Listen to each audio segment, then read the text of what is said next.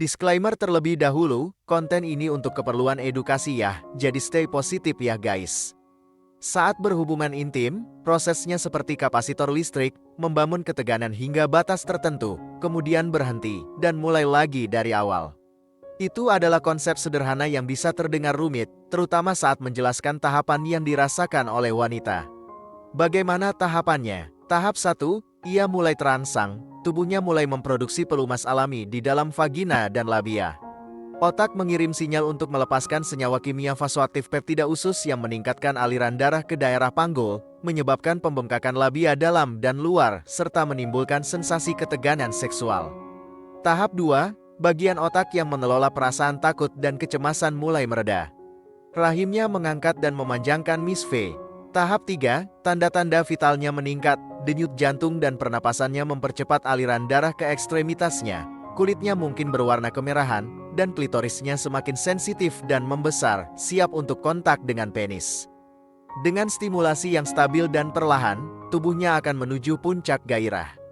Semakin banyak rangsangan yang diterimanya, semakin kuat responsnya. Tahap 4, mendekati ambang kesadaran, bagian otaknya terlibat dalam pengeluaran neurotransmitter dan memasuki keadaan mirip trans. Sebelum mencapai klimaks, bagian otak bawah sadarnya mengatur fungsi-fungsi seperti pernapasan dan detak jantung, mengirimkan sinyal saraf ke vagina untuk kontraksi otot.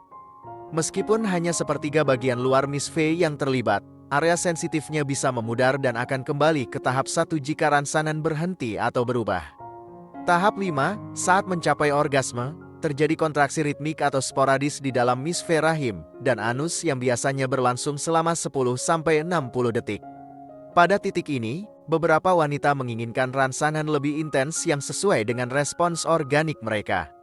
Kimia oksitosin dilepaskan dalam otak, memperkuat perasaan kedekatan. Menurut beberapa penelitian, itulah mengapa wanita sering ingin berpelukan setelah berhubungan intim. Tahap 6, masa istirahat. Pasangan sering berbagi momen kebersamaan dan keintiman. Ini merupakan sunnah untuk mencium istri suami di tengah hari saat berpuasa, tahap dengan kontraksi ritmik atau sporadis dalam Miss V rahim, dan orgasme anus biasanya berlangsung 10-60 detik. Pada titik ini, beberapa wanita lebih memilih rangsangan lebih intens yang cocok untuk respon organik mereka. Kimia oksitosin dilepaskan dalam otak, mendorong perasaan kedekatan.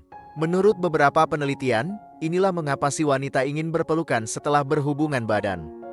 Demikian video kali ini. Apakah kamu memiliki pengalaman menarik terkait pembahasan di atas?